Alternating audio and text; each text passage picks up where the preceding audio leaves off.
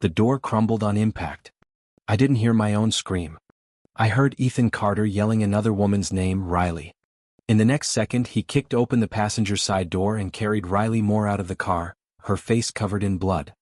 I was trapped in the back seat, the seat belt digging into my chest, my knee wedged in the twisted seat frame, half my body paralyzed. "I'll take Riley to the hospital first." "Wait for the ambulance," he said. The pain stole my voice, rain hammered against the shattered window and cold wind poured in. I watched Ethan run into the storm with Riley in his arms, never once looking back. In that moment I stopped struggling. I'd never win against the one that got away. By the time the ambulance arrived, the pain had numbed me when the firefighters pried the door open and lifted me out. My left wrist was covered in blood. My forehead was split open and my leg was black and blue. I was wheeled into the emergency room through a half-open door. I heard Ethan talking to the doctor outside. "Treat Riley first. She's a violinist. Her hands can't be damaged." The doctor asked, "And what about the other woman? What is she to you?" He was silent for 2 seconds. "Treat them both." That sentence sounded exactly like every answer he'd given me over the years. No rejection, no acknowledgement, no complete favoritism, and never once had he truly stood by my side. I lay on the hospital bed staring at the ceiling and suddenly laughed. The nurse bandaged my wounds and asked softly, "Does it hurt?" "I'm fine," I said. The truth was the pain was making my vision blur. But compared to the ache in my chest, the physical pain was nothing. What hurt most was that I wasn't even surprised because this wasn't the first time. And it wouldn't be the last. Ethan pushed open the door just as I finished getting stitches. Rain still dripped from his shoulders. And there was blood on his shirt cuffs. Or mine. "How bad are your injuries?" I looked at him, my voice quiet. "Ethan, I want a divorce." He froze, clearly caught off guard. He probably never expected me to say this at a time like this. He frowned, his tone carrying that familiar restraint and impatience. "Ella, you're emotional right now. We'll talk when you've calmed down." "I am calm. This was an accident, right?" I nodded. "Today was an accident. But every single time you choose her. That's never an accident." He stared at me, his eyebrows lowering.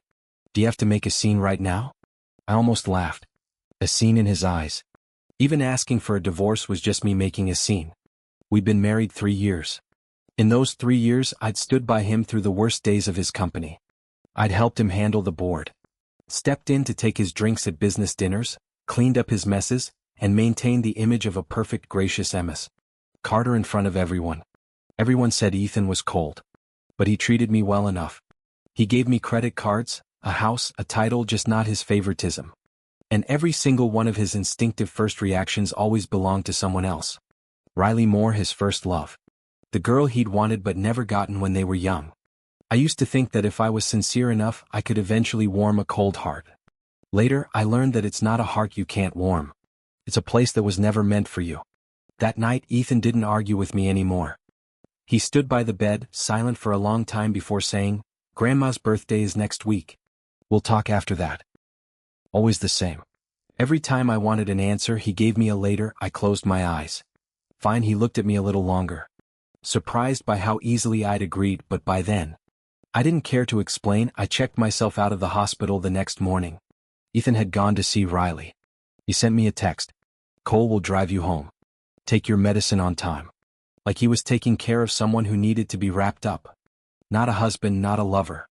When I got home, I looked around the place I'd lived in for 3 years for the first time. Ethan had bought the house and chosen the decor black, white, and gray, as cold as a hotel suite.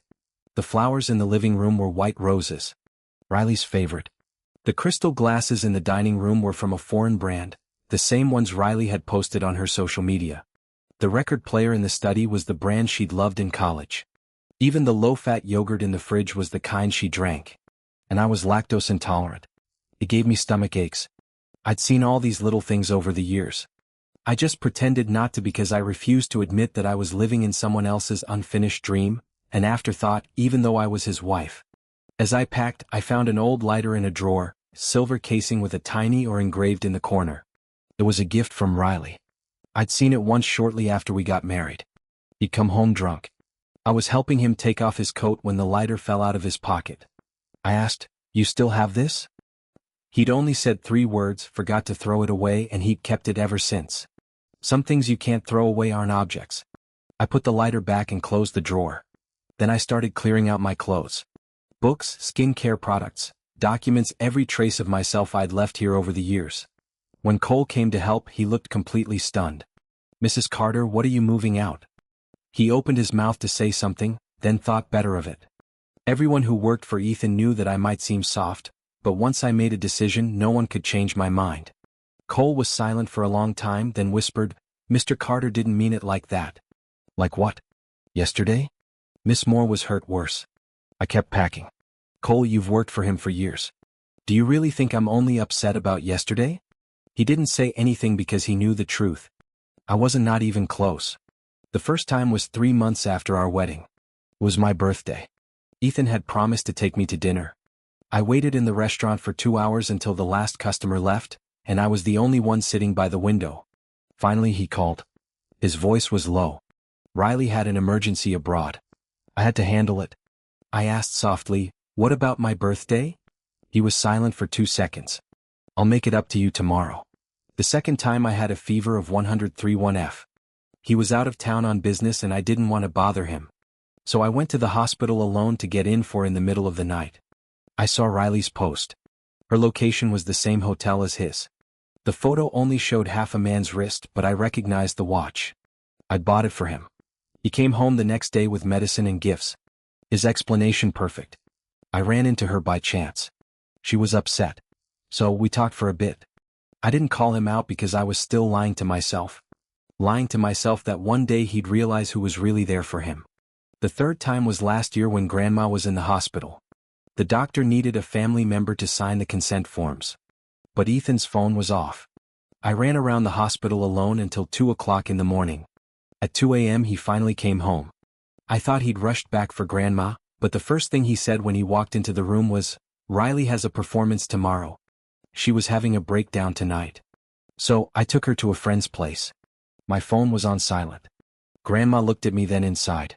I still remember that look. It was pity and it was understanding. I just refused to understand. I taped up the last box of books when my phone rang. It was Riley. I stared at the name on the screen and answered. Her voice was as soft as ever with a slight hoarseness from being sick. "Isla, can we meet?" I almost said no, but then I thought some things need to be said. "Send me the address." We met at a cafe near the hospital. She was wearing a cream-colored knit dress, her face pale, a small bandage on her forehead. She looked heartbreakingly vulnerable when I sat down. She spoke first. "I'm sorry about yesterday. You don't have to apologize to me." She twisted her cup in her hands and smiled down at it. "Actually, I didn't want to come back to the country. Ethan kept asking me to come here to recover." I looked at her. She didn't seem to notice my coldness. Her voice gentle and harmless. "Don't get me wrong, there's nothing between us. We've just known each other for so long. He can't help but take care of me a little extra." What a brilliant line. Not a taunt. But more humiliating than any taunt. I looked at her. "Is that why you called me?" She finally looked up and there was a hint of pity in her eyes. "Isla, I know you don't like me, but some things don't change just because you don't like them." "Like what?" "Like the fact that he cares about me?" She paused, then added. "You've known that for a long time, haven't you?" In that moment, I suddenly had nothing left to fight for because she was right. I'd known it longer than anyone. I'd known that the softest place in Ethan's heart was never meant for me. I just kept thinking that if I was better, more understanding, more patient, maybe one day he'd look at me. But I waited 3 years. Waited until I was in a car accident with the one that got away. Waited until he left me trapped in a twisted car. And finally, I understood. I picked up my coffee and looked at her calmly. "Don't worry, Riley." She blinked. "I'm not fighting you anymore."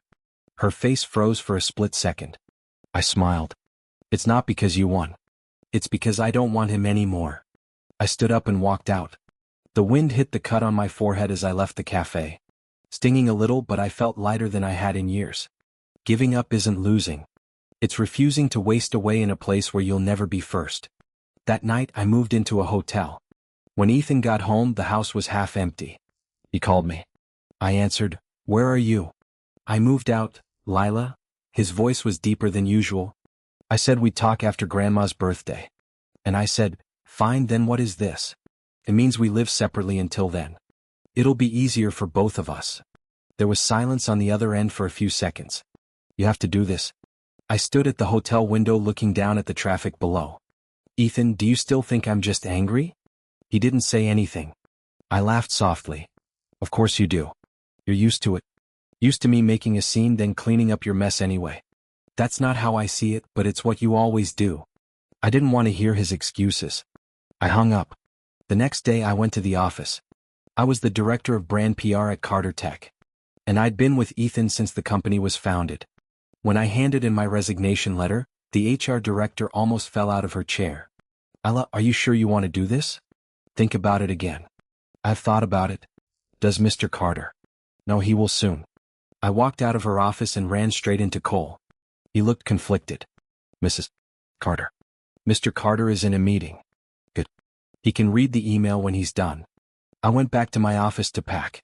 Several of my team members who'd worked with me for 2 years had tears in their eyes. Ella, are you really leaving? Yeah. What are we supposed to do? I put my folder in the box, not looking up. Keep doing your jobs. The company won't fall apart without me. One of the girls sniffled, but without you, Mr. Carter's going to lose his mind. I paused and laughed, then let him lose his mind. It was the first time I'd ever put my feelings before his. It felt new and it felt good.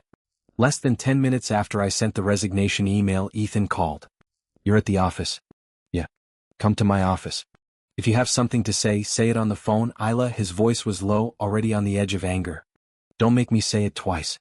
Before, when he talked like that, I would have backed down, but this time I just said calmly, I'm busy with handover. I don't have time. I hung up. 3 minutes later, he was standing in my office doorway, tall and imposing. His presence silenced the entire floor. Everyone looked at me. I didn't look up. I kept organizing my files. Ethan walked in, his eyes landing on the resignation letter on my desk. His eyebrows furrowed instantly. You're serious about this? Do I look like I'm acting? He stared at me, fire in his eyes. You're a core member of this company. Do you have any idea how much damage this will cause if you leave now? I finally looked up at him. Ethan, are we talking about business or are we talking about the divorce? His lips pressed into a thin line. I stood up and handed him the signed handover checklist. We're talking about business. I have a 3-month notice period. That's enough. If we're talking about the divorce, we'll go to the county clerk's office right after Grandma's birthday. The office was dead silent. He probably never expected me to say this so bluntly in front of everyone. Or maybe he never expected that I, who had always protected his dignity, would be the one to burn all bridges first. After a long time he said, You've thought this through. I thought it through a little too late. After that day, Ethan and I fell into a strange cold war. He didn't mention the divorce again and he didn't stop me from resigning. But he started showing up everywhere I was. When I went to visit Grandma, he was there. When I went to the hospital to get my stitches removed, he happened to be coming out of the elevator. When I had dinner with clients, the bill was already paid when I went to check out. Even the hotel receptionist whispered to me, Miss Bennett, a Mr. Carter has called every day for 3 days asking if you've checked out. I only found it ironic. When I was by his side, he never saw me. Now that I was leaving, he suddenly knew how to care. Too little, too late. Grandma Carter's birthday was a big affair at the family estate. Relatives filled the living room, laughing and talking. Everyone assumed Ethan and I would arrive together, but I showed up alone. The looks immediately became curious. Isla, where's Ethan? On his way. Just as I finished speaking, footsteps sounded at the door. Ethan walked in and with him was Riley. The living room went quiet for 2 seconds. I stood there and suddenly I couldn't even be angry anymore.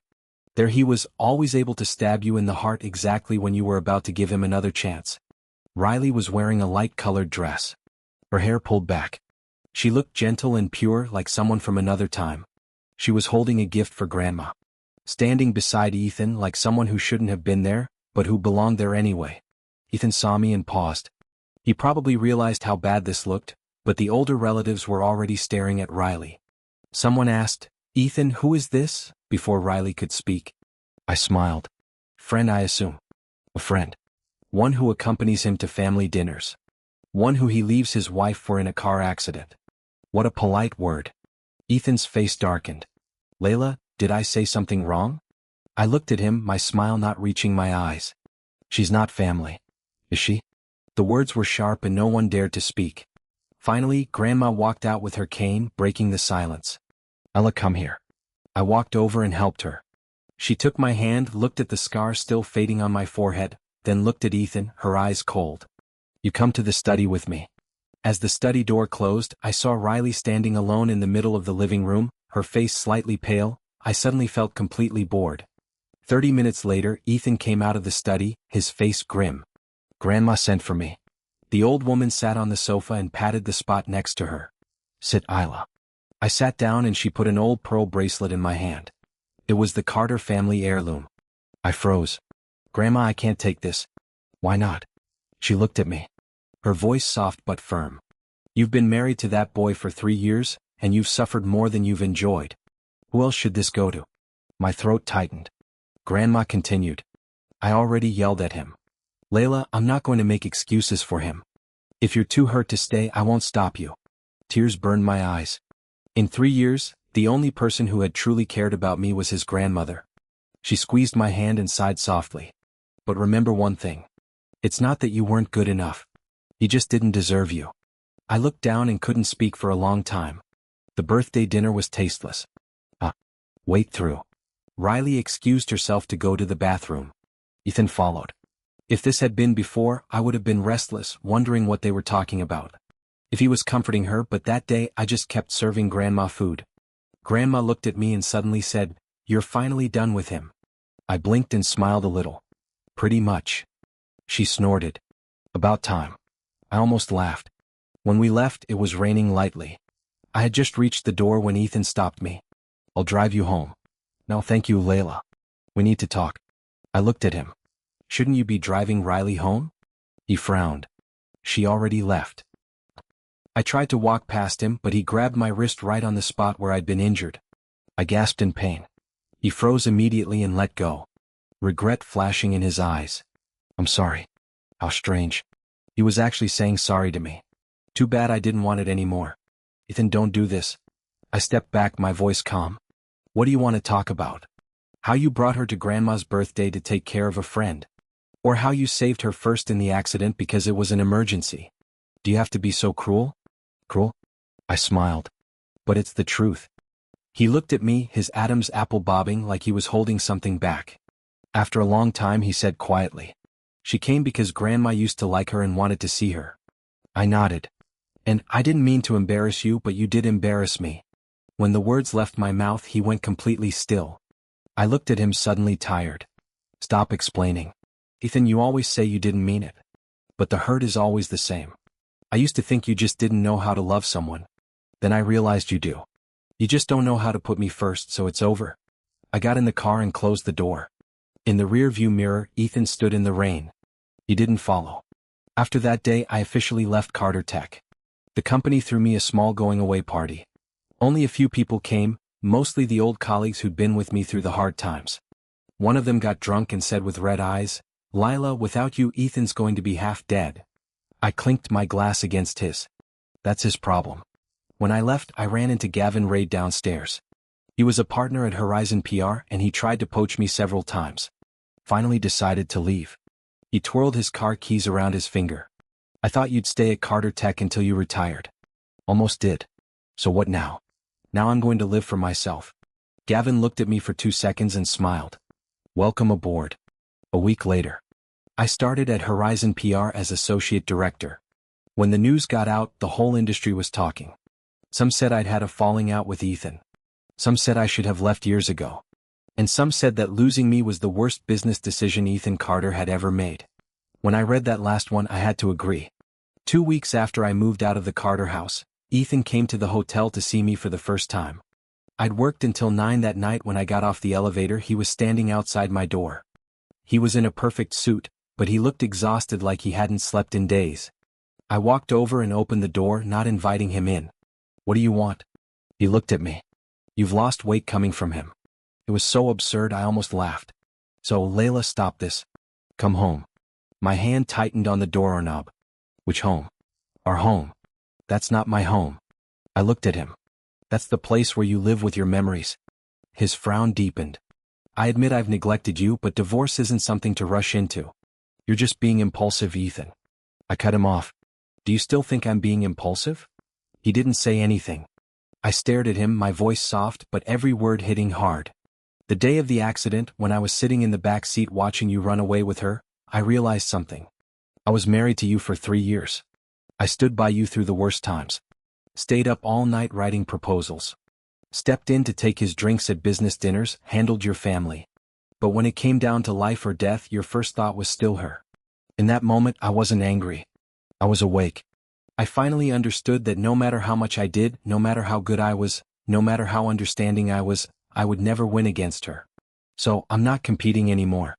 His eyes widened in shock, like he finally understood what I was saying. This wasn't a tantrum. This wasn't a test. This wasn't me waiting for him to beg. This was me really letting go. I watched his face turn pale and almost smiled. So Ethan Carter could panic after all. But I didn't care anymore.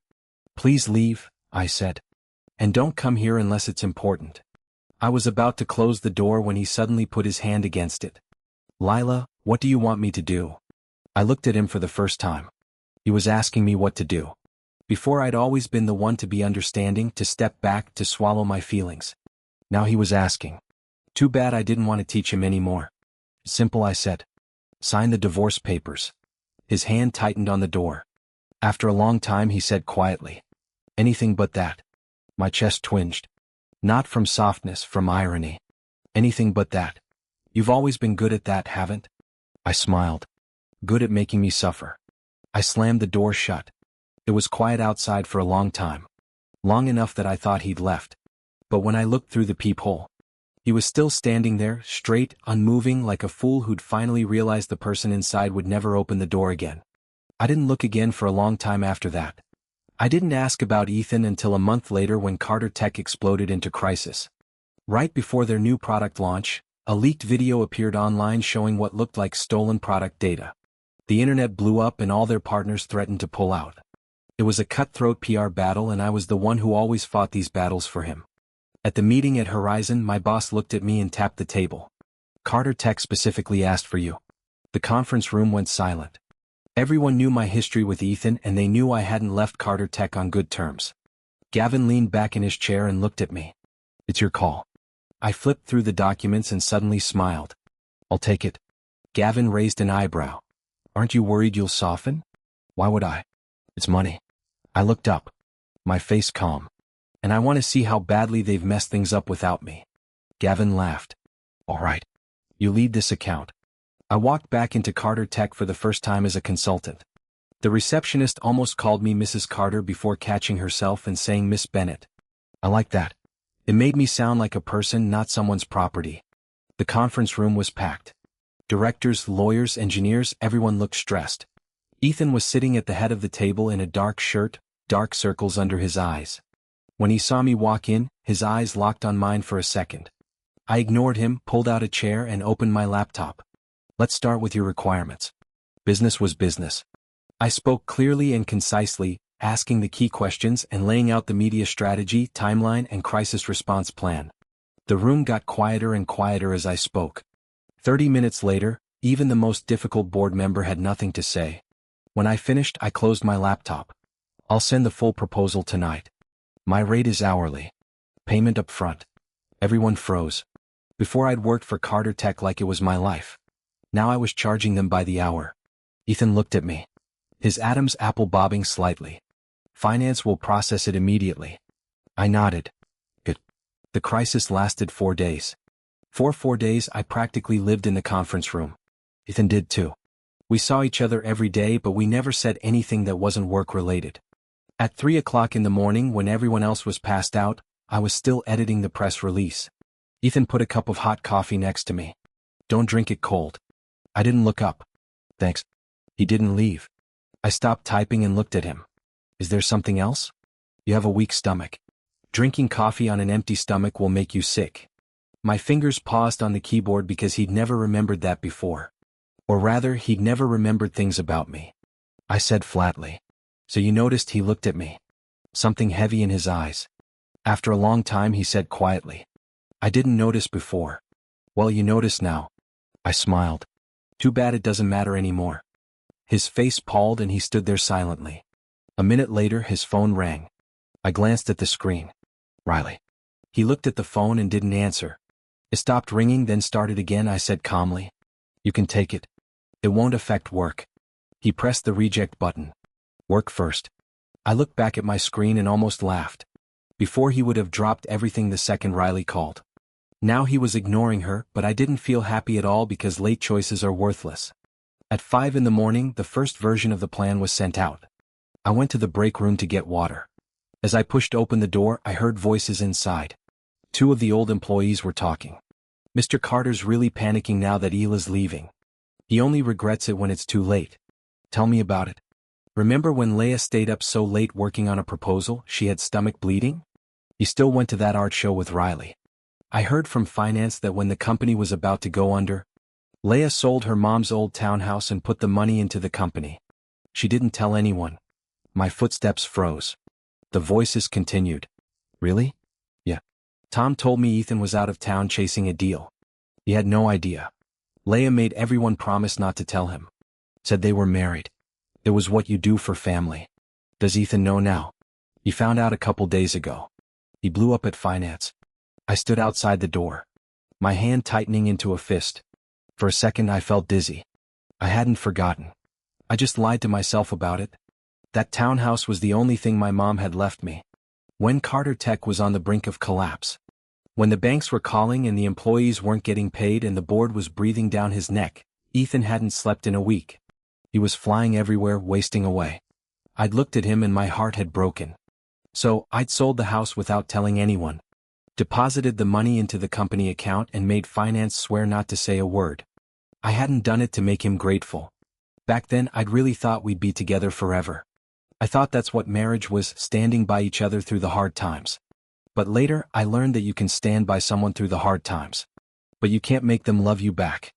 I stood there for a long time until I heard footsteps behind me. Ethan was standing there, his face paler than it had been all night. He'd heard everything. Our eyes met and I spoke first, "So now you know." His throat was tight, his voice.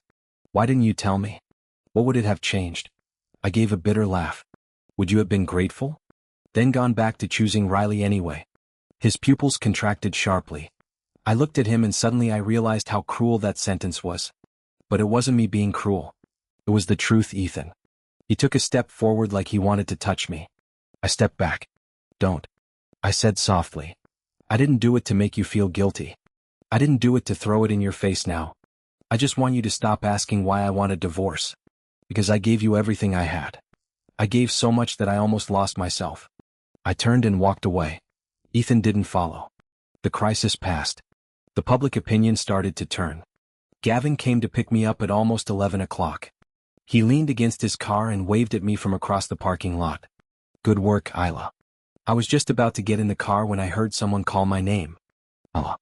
I turned around. Ethan was standing on the steps, the light casting a long shadow behind him. He looked at Gavin, his eyes dark. "I'll drive you home." Gavin smiled. "Mr. Carter, we're business partners now, not married. I think I'm allowed to drive my own team home." Ethan's face turned cold. I didn't want to watch them fight. I opened the passenger door and got in. As Gavin pulled away, he said teasingly, "Your ex-husband looks like he wants to kill me. Aren't you going to look back?" "He's not my ex-husband yet. We haven't signed the papers." "Even better." I ignored him and closed my eyes, leaning back against the seat. We drove for a while before Gavin said quietly, "You know what? Your biggest problem is Isla." "What?" "You're too clear-headed." I opened my eyes and looked at him. He smiled. "Clear-headed people don't go back. That's a good thing, isn't it?" "It is." He turned the corner. "At least you won't get left in a car twice." The words hit me right in the chest.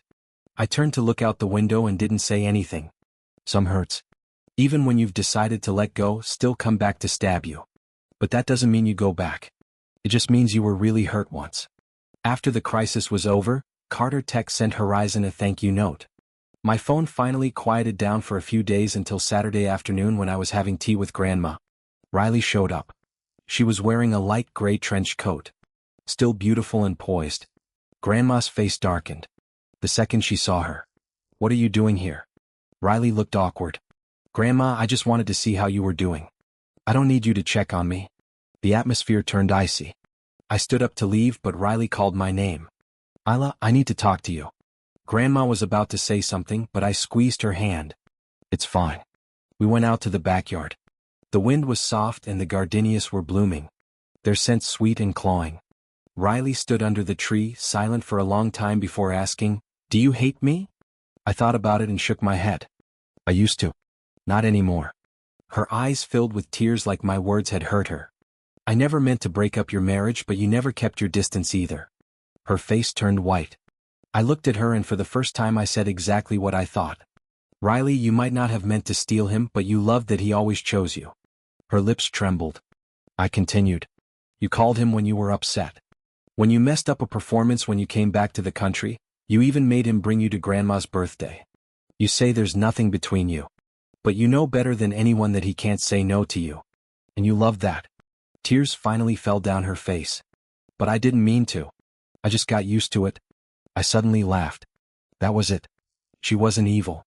She was just used to being loved and I was used to being left out of the three of us. I was the only fool. Then keep being used to it.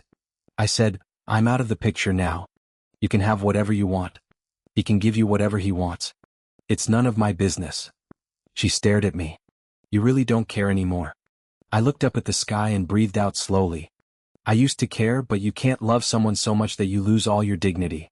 I turned and walked back into the house. Grandma poured me another cup of tea. After a long time she asked, "Done with her?" "Yeah, completely done." I nodded. "Completely," she sighed deeply. "Good Isla. The worst thing in life isn't choosing the wrong person. It's knowing you chose the wrong person and refusing to leave." I drank my tea and thought about how right she was.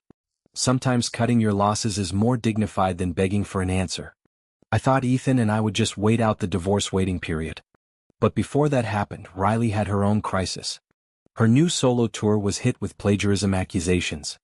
Evidence showed that one of her arrangements had been stolen from another artist without permission. The internet exploded with hate.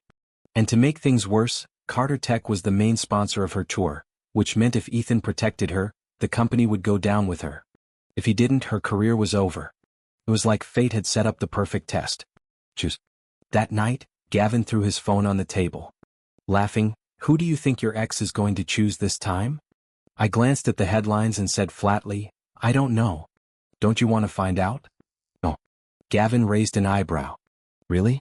I put down my file and smiled. "Gavin, you're more invested in this divorce than I am." He laughed, but just then my phone rang. Ethan. I stared at the name for 2 seconds and answered. It was quiet on his end. Like he was standing somewhere empty. "Did you know about Riley's tour?" "No. Her team came to me today. They want the company to cover it up." I didn't say anything. He asked, "What would you do?" The question was almost funny. Before he never asked for my opinion, now he was asking. I leaned back in my chair and said slowly, "If I were you, I'd do what's best for the company." "What about her?" I smiled. "So, you're finally weighing her against the business." There was a long silence on the other end.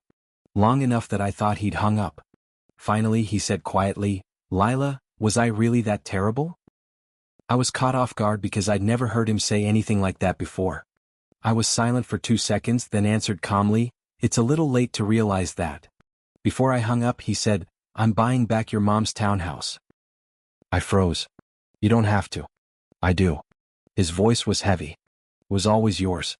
I held the phone and didn't say anything. I didn't feel grateful. I just felt a late empty sadness. Before, when I'd given him my whole heart, he hadn't seen it. Now that he finally saw it, all he could offer was compensation. But love isn't about compensation because it means the person who gave it isn't there anymore. The next day, Carter Tech released a statement announcing that they were terminating all sponsorship of Riley's tour and reserving the right to take legal action. The entire industry was shocked. No one had expected Ethan to cut ties with Riley like that. Less than 30 minutes later, Riley showed up at my door. She looked worse than ever, her eyes red and swollen. "Did you tell him to do this?" I looked at her, suddenly tired. "Riley, do you really think one word from me could change his mind?" "But he never would have done this before." She lost control. "He never would have left me. He always stood by me no matter what." When the words left her mouth, we both went quiet. She stared at me like she just realized what she'd said. And I only felt irony. Yes, he always stood by her no matter what. That was the entire reason I was getting a divorce. I looked at her and said softly, "Congratulations. Now you know what it feels like to be left." Tears streamed down her face. "But I didn't want this. I didn't want this either." I said, "I just wanted to be his wife." After that, I suddenly felt completely bored. Who was right and who was wrong didn't matter anymore. What mattered was that I was free and they were still trapped in that messy, ugly triangle. That night, Ethan came to see me again. Not at the hotel, not at the office. He was standing outside my mom's old townhouse. When I got out of the car, I saw him under the street light holding a file folder. I stopped. I hadn't been here since I sold it. It had changed hands several times and was now rented out. "What are you doing here?" Ethan handed me the file folder, the title transfer documents. I didn't take it. "I bought it back," he said quietly. My chest tightened. Not because I still loved him, because I knew exactly what this meant. This wasn't just an "I'm sorry." This meant he'd spent weeks tracking down the owners, negotiating, pulling strings, doing whatever it took to get this house back for me. But as I looked at the documents, my eyes burned.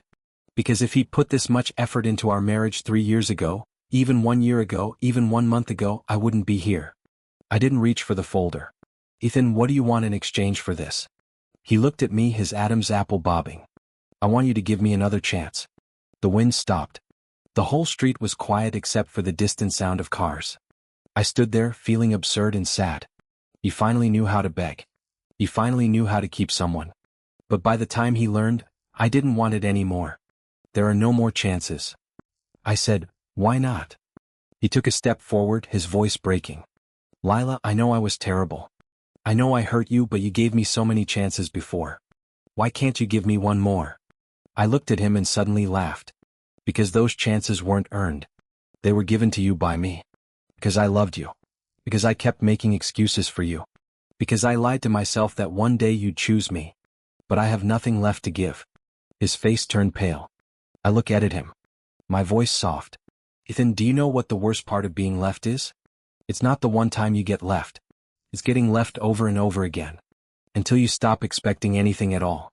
You're learning how to love me now. But I don't need it anymore." His eyes filled with tears. In all the years I'd known Ethan Carter, I'd never seen him cry. He'd always been calm, controlled, unbreakable. But now he was standing under that yellow street light. All his strength had been taken away. "It's over between Riley and me," he said. "There will never be anyone else." "So what?" I asked the question calmly. "Just because you don't choose her anymore doesn't mean I have to come back. I didn't get a divorce to make you choose. I got a divorce because I was tired of being second choice." The words cut through his last hope. He stood there silent for a long time. I took the file folder from his hand, not because I forgave him, but because I didn't want to owe him anything. "I'll take the house. I'll send you the market value. I don't want your money, but I don't want to owe you anything." He froze. I looked at him, every word clear. "From today on we're even." I turned and walked up the stairs. The hallway was dark. I didn't look back, but I knew Ethan was standing there for a long time. After that day he didn't show up at my door again. He didn't text me constantly. He only sent me one word the day our divorce appointment was confirmed. "Okay." I stared at that word for a long time. And suddenly my chest felt empty. Not because I missed him. Because when something you thought would last forever finally ends, it always leaves a little hole. I wasn't sad about losing him. I was sad about losing the girl who'd wanted to spend her whole life with him. The day we went to the county clerk's office was overcast. There were a lot of people there. Some getting married, some getting divorced, some were laughing and taking pictures, some were crying and not talking. Ethan and I sat in the waiting room, one seat between us. It was the perfect metaphor for our marriage. Close enough to touch but miles apart when our names were called. I stood up first. The process was fast. Sign. Confirm. Stamp. The notary seal made a soft click. And I felt something inside me that had been tight for 3 years finally snap. When we walked out, the wind blew. I held the divorce papers in my hand and stood on the steps, suddenly wanting to laugh. 3 years of marriage reduced to this thin piece of paper. Ethan stood behind me, his voice low. "Oh." I turned around. He looked at me, more broken than I'd ever seen him. "Is there really no chance?" I thought about it and shook my head. "No." His Adam's apple bobbed like he wanted to say something else, but I spoke first. "Ethan, do you know what I regret most?" He looked at me silent. "I don't regret marrying you. I regret that every time I was hurt, I told myself you had a reason, that you didn't mean it, that you'd come around eventually. I enabled you to treat me this way, and I wore myself down trying to be someone I wasn't. So it wasn't just your fault. It was mine too. I was so focused on winning. I thought if I was better, more patient, more understanding, I could beat her. I smiled a little, but I wasn't losing to her. I was losing to the girl who kept waiting for you to look at her. Tears finally fell down his face. It was the first and last time I would ever see Ethan Carter cry. Pain, regret, utter defeat, like reality had finally hit him, but I didn't care anymore. I put the divorce papers in my bag and walked down the steps. He called my name one last time. Oh. I stopped, but I didn't turn around. What if I'd realized sooner? The wind blew my hair into my face. I looked down at the sidewalk and said softly, "Then you wouldn't be asking me. You'd be asking the Leia from 3 years ago. The one who waited for you in that restaurant until it closed. The one who lied and said she was fine when she had a fever. The one who sold her mom's house and never told you. But you lost her." I kept walking. This time he didn't follow. Maybe he finally understood that some people you can't get back, some roads you can't walk down twice. After the divorce, I moved back into my mom's townhouse. It had been empty for a long time, and fixing it up was a lot of work, but I didn't mind. I painted the walls, put up new curtains, bought plants, recovered the old sofa. When the sun finally shone through the balcony windows, I felt like I was finally alive again. Gavin came over for my housewarming party, carrying a huge bouquet of sunflowers. He whistled when he walked in. "Nice place, Isla. You look like a whole new person since the divorce. Are you here to eat or to judge me?" "Both." He put the flowers down and looked around, his voice a little more serious. "You finally look like yourself now." I paused. "I didn't before." "You did." He smiled. "But you looked like you were living in someone else's life. Now you look like you're living in yours." That made me stop and think he was right before. I'd been playing a role in Ethan's life. Perfect, capable, gentle, understanding. Anything but myself. As we ate, Gavin suddenly asked, "Be honest. Do you ever regret it?" I paused with my fork halfway to my mouth. "Regret what?" "Regret not giving him another chance. Your ex is famous now. You know, everyone says Ethan Carter's a changed man since the divorce. I heard he cut all ties with Riley. Even threw away that old lighter." I laughed. "Good for him. Finally learned how to throw out trash." Gavin almost choked on his soup. "When did you get so sarcastic?" "I was too busy being a good wife before. And now I'm too busy being me." We both laughed. Afterwards, I drank my soup and realized that the heavy weight that had been on my chest for 3 years was finally gone. Later, my career took off. Horizon gave me a bigger team. I led my own projects, won awards, traveled, did interviews. Once I was speaking at a conference, the host asked me, "Lila, what's the most important decision you've ever made in your career?" The lights were bright on the stage. I thought for 2 seconds and smiled, leaving someone who always made me second choice and putting myself first. The audience applauded loudly. As I walked off the stage, I saw someone standing in the back row. It was Ethan. He was wearing a black coat, standing in the shadows.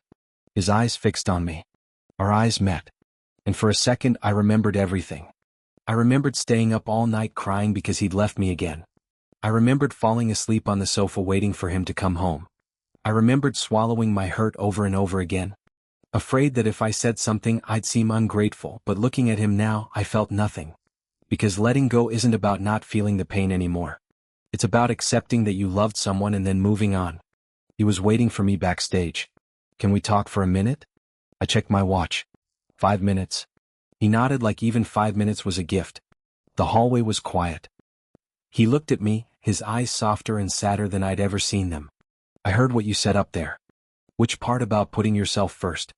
I smiled. "Was I wrong?" "No, you were right." He paused, then said quietly, "I put you in the wrong place." It was a sincere apology and it was too late. I looked at him and noticed he'd lost weight. The sharpness was still there, but something had softened around the edges. "Lila," he said softly, "I keep thinking, what if I'd saved you first that day? Would we still be together?" I didn't hesitate. No, he looked shocked. I said flatly, "Because marriages don't end because of one day. That day was just the day I finally saw the truth. Even without the accident, something else would have happened because your heart was never with me. And someone who's always second choice eventually gets tired." He was silent for a long time after that. The only sound was the distant hum of the conference. Finally he gave a bitter smile. You're a lot tougher than you used to be. Not tougher, I said. Just finally stopped feeling sorry for everyone else. Something flashed in his eyes and he closed them for a second. When he opened them he asked, will you ever love someone else? The question caught me off guard. I thought about it and said honestly, probably, but I'll never give everything again. He nodded like he'd known the answer but needed to hear it anyway. The 5 minutes were up. I turned to leave. He called my name one last time. His voice very soft. Ella, I hope someone always puts you first. I paused. I didn't turn around. You too. It was the last decent thing I ever said to him.